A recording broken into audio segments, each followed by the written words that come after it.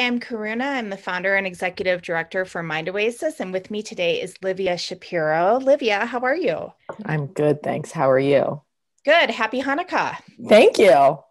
It's sort Thank of you. delightful. You have this beautiful light shining on you, and I know that's part of the tradition. Yes, well, we have a good, cozy, snowy day in Boulder today, and last night was the first night of Hanukkah, so And yeah. you have a kiddo. So do you celebrate and does she get excited?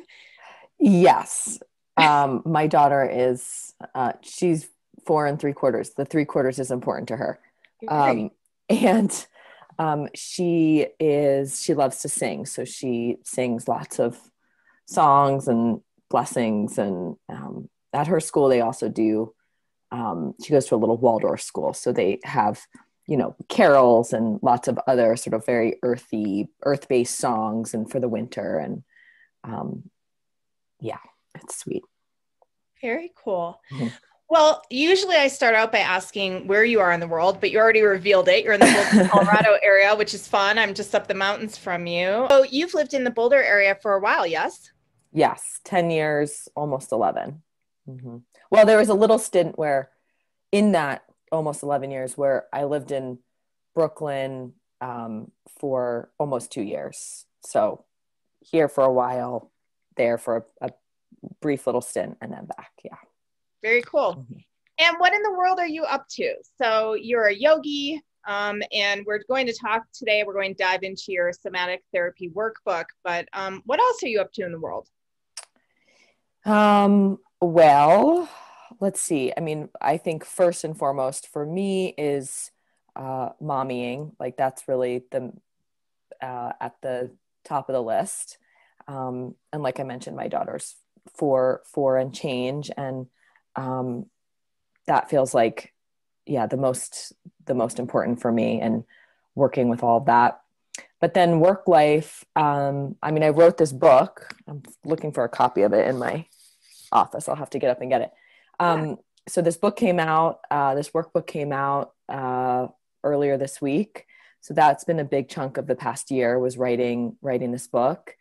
And I have a small somatic therapy practice uh, that predominantly works with women, predominantly works with folks who already have mind body practices. It kind of started with mentoring a lot of yoga teachers, which I still do, although it's sort of expanded from there. And of course, with the whole COVID situation, it's, you know, very much this based as opposed to, have people in my office all the time. And I teach yoga, continue to have taught yoga for a long time, since I was 19. And I've just kept, I just always teach. And we have currently a basically Zoom class every week.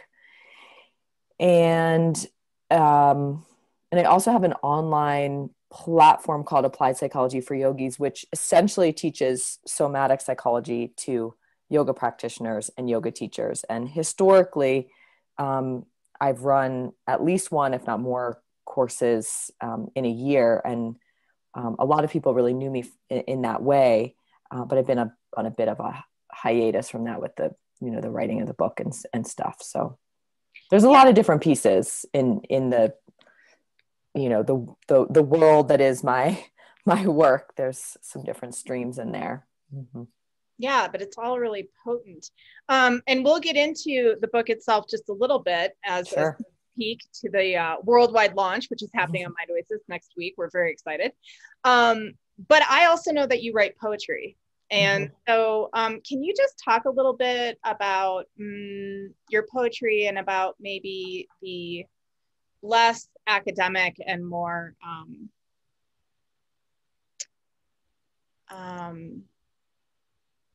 felt-based you? Sure. Um,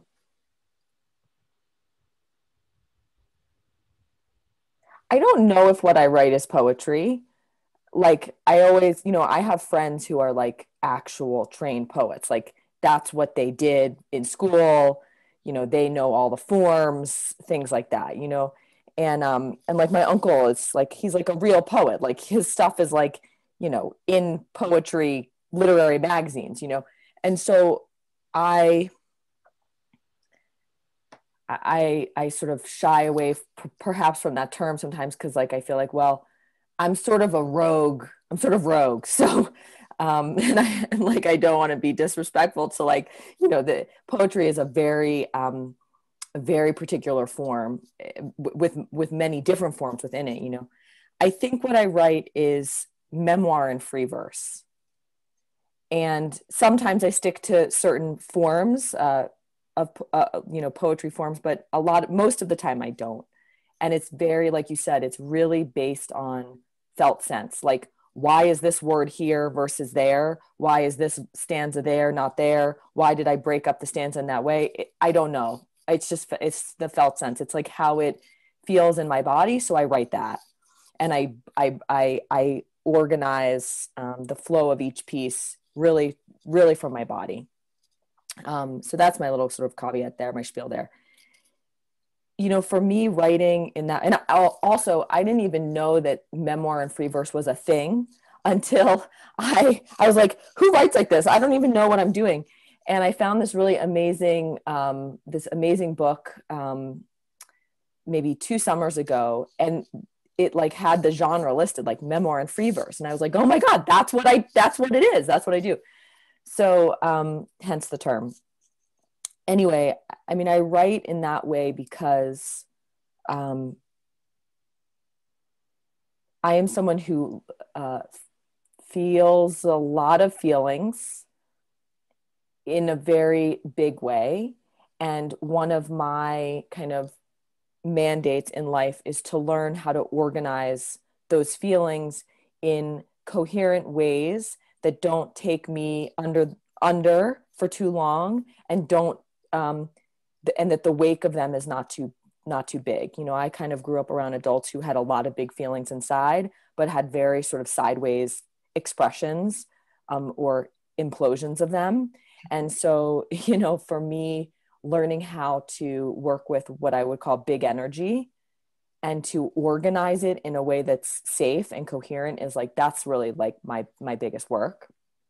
So, in the past 2 years of writing, most of that has come from my lived experience, what's happening in my personal life. And quite frankly, it's how I make peace with it. It's how I organize it. It's how I make something that feels incoherent.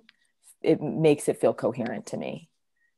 So I don't write because I want to prove something, or because I feel like I have something to say that would even be helpful. I write for completely narcissistic and selfish reasons, which is I need to feel sane. So I write, and then, and I post them because, I'm too, I lack the impulse control to wait to share them. So I just put them out there. And then I get feedback like, wow, that it's way more universal than you think. But I'm not writing from that universal place. I think sometimes I do, when I write in a more intellectual way, that's like, I write a lot about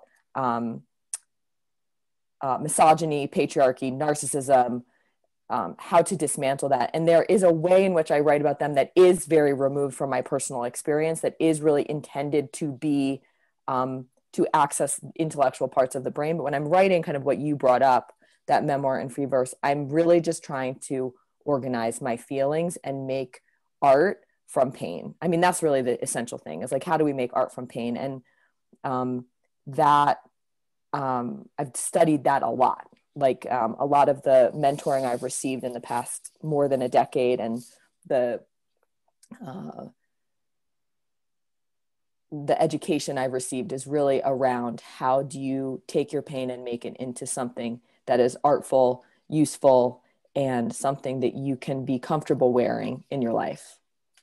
I feel like I needed to hear that today. So thank you. Yeah. Tell us a little bit about your education. Sure. I went to Jewish day school, K through 12. My mom taught at the school that I went to. And then I went to a very kind of traditional all-girls college prep school for high school. And then after that, I went to the University of Vermont is where I went to college, which I loved. At the time, UVM was like, it was like a hippie school. Like it was really like the hippie school. And so one of them. And so I went there and studied, well, I started as an English major, which, kind of a little bit through, I was like, well, I don't know what I'm going to do with that. So I don't really want to write like literary critique or like necessarily be an English teacher. So I'm out. Even though I would say the English classes were things I really loved. And then I predominantly studied psychology and comparative religion. Mm. And so, that was really my main thing. I studied psychology and I studied comparative religion, and specifically comparative Eastern traditions. So, and at the same time I was studying yoga and, had a mentor in town around that. And then after that, I had a little hiatus from school and was predominantly teaching yoga. And then a few years after graduating undergrad, I decided to go to Naropa here in Boulder, hence moving to Boulder.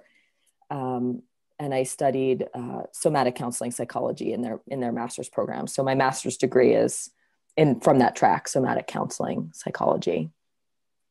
Awesome. Yeah. Mm-hmm. So you have written a book, the Somatic Therapy Workbook. Tell us about it. Tell us about the book. Tell us about the process.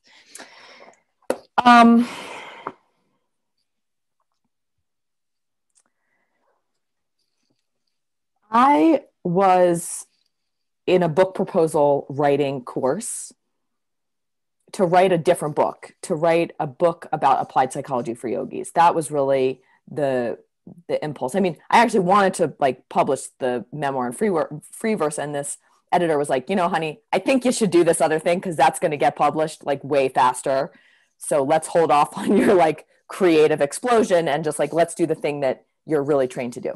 So I was writing this, I was working with her to write this book proposal to pitch in 2020, basically taking the course material from applied psychology for yogis and funneling it into like, a concrete book. It was the most obvious, it was an obvious next move.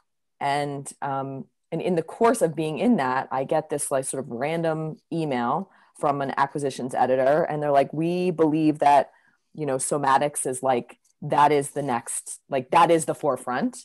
And we want to be, we want to have a book on that because we know that this is where the interest is and where it's headed. And we see that you write and that you're a therapist and that you went to Naropa and we're interested in what you could offer.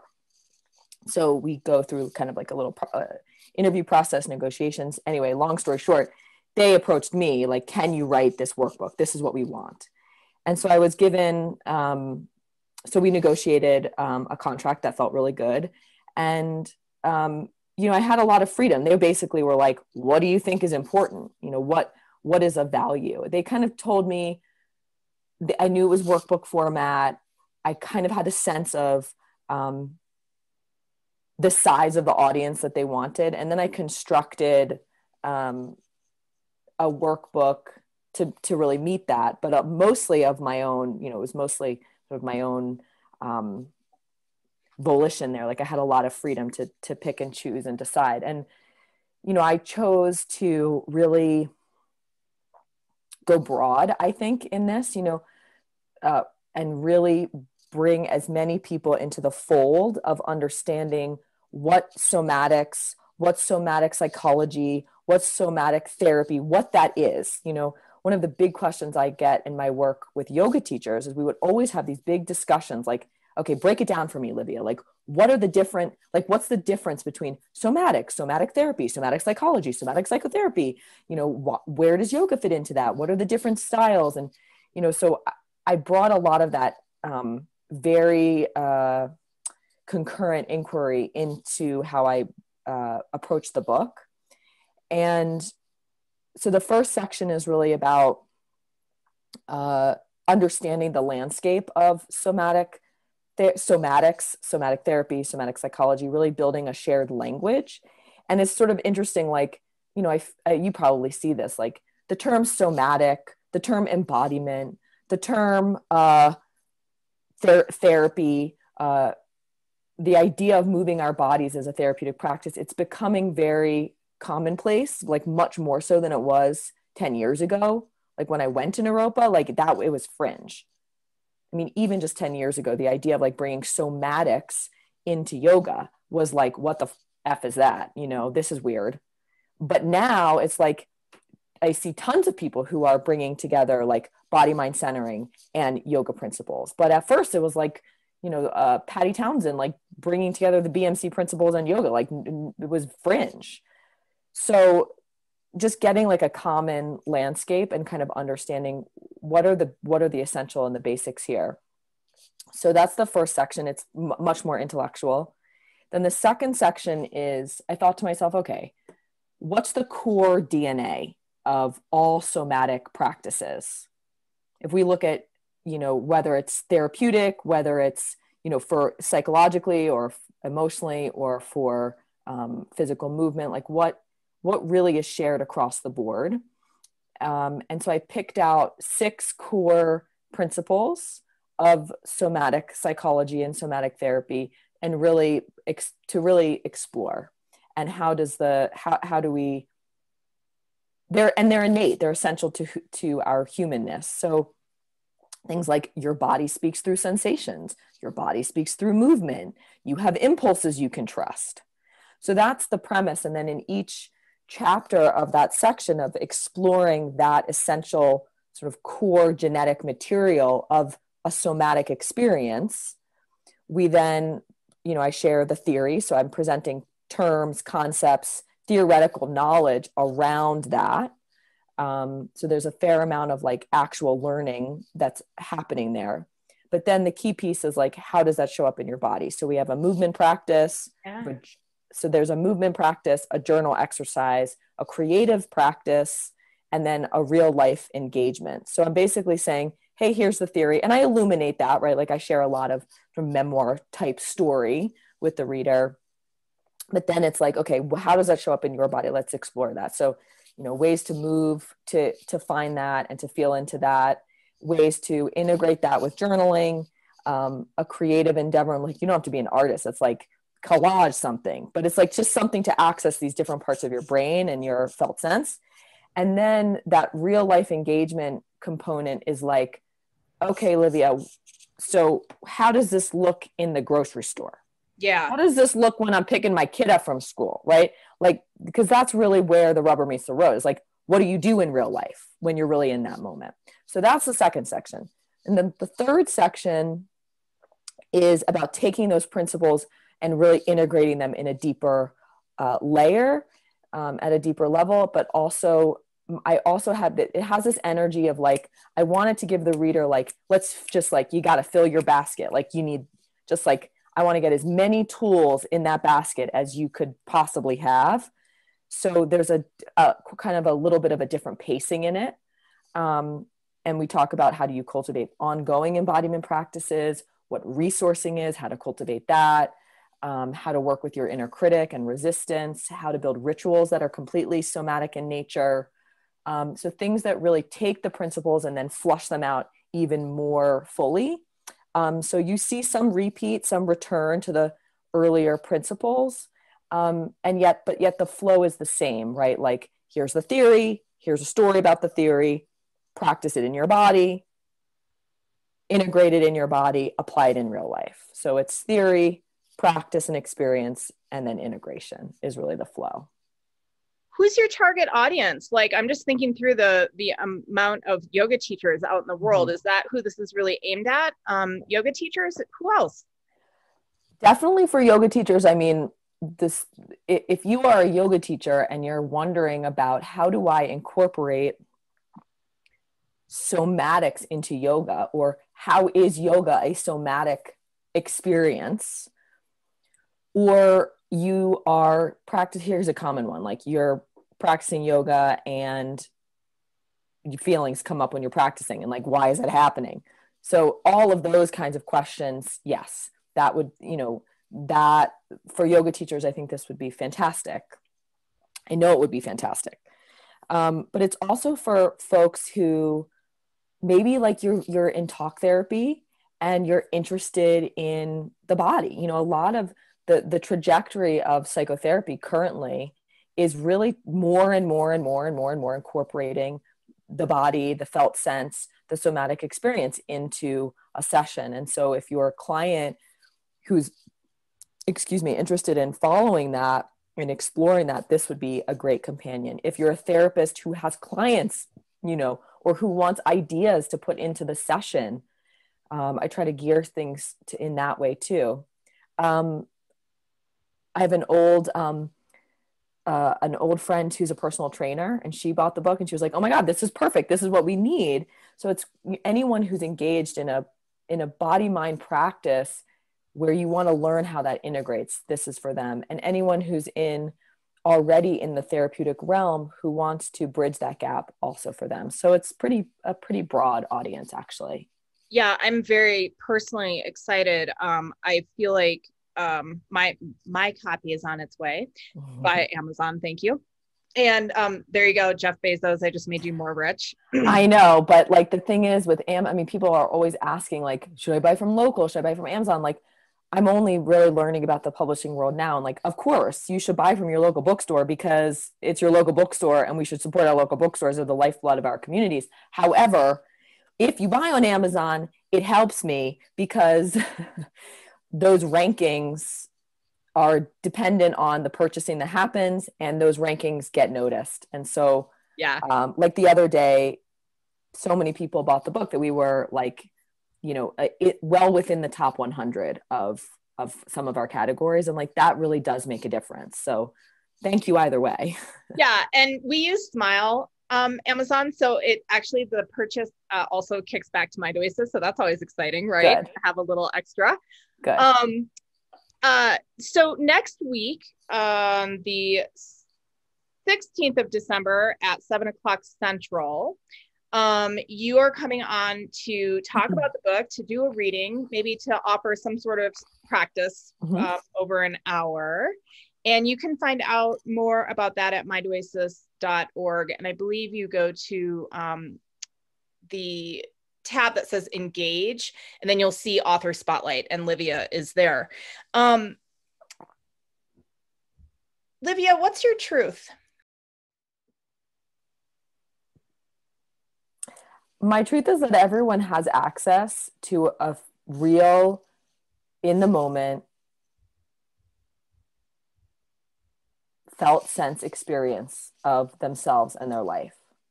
And that we are trained out of believing that it is true. That the felt sense experience inside, that the somatic experience of being human in the moment, of relationship, of interaction, of how we walk through the world, those are true experiences. And the more we deny them, the more pain we feel. And that is an innate human function that we can recalibrate towards knowing and understanding and living from. And that doesn't make us subject to only desiring our subjective reality. We feel less pain when we live connected to our felt sense. We just do. We feel less pain when we are connected to our felt sense, and that we make choices beyond that. We make choices based on our felt sense. We feel pain when we feel the felt sense and we do the opposite. That is when we feel pain. Yeah, it's a little nutty. Yeah, we feel less pain when we live from that place, and that it's well calibrated. That it's well calibrated, that we can trust that experience. Yeah, good. Well, we're really excited to host you, and I'm really excited for 2021. I hope that you will be taking this book on the road and making it into some sort of course. I feel like It's one thing to write a book. It's one thing to have a lot of knowledge, which you clearly have, but I know you on a personal level as well. And there is something to that. What do you call it? The memoir, the free verse memoir. Uh-huh.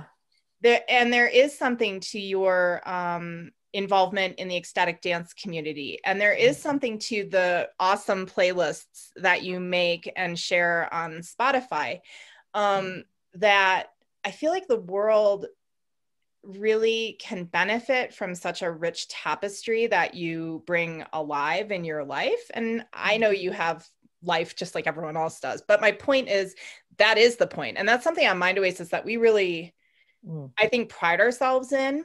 Like when you come onto a meditation class on Mind Oasis, you're not getting someone who pretends to have a perfect life. You're getting a teacher who has experience, has an education, and has real world householder experiences that they share. And so it builds community around this shared experience of being human. And I have to say, I'm very excited to get your workbook and to see how we can incorporate elements of it into community meditation, into inquiry with people when they arrive at the doorstep and want to engage in group meditation. So I'm very excited for your worldwide book launch on the 16th of December. And you can find out more about Livia and about her book. And there's a link to purchase the book as well there at mindoasis.org, and it's under the Engage link. So Livia, thank you so much for spending time with me today. Thank you so much for having me. I just really appreciate the chance to talk with you, and thank you for all your beautiful questions, and and for hosting the book launch next week. I'm excited. Yeah, it's going to be amazing. Thanks, Livia.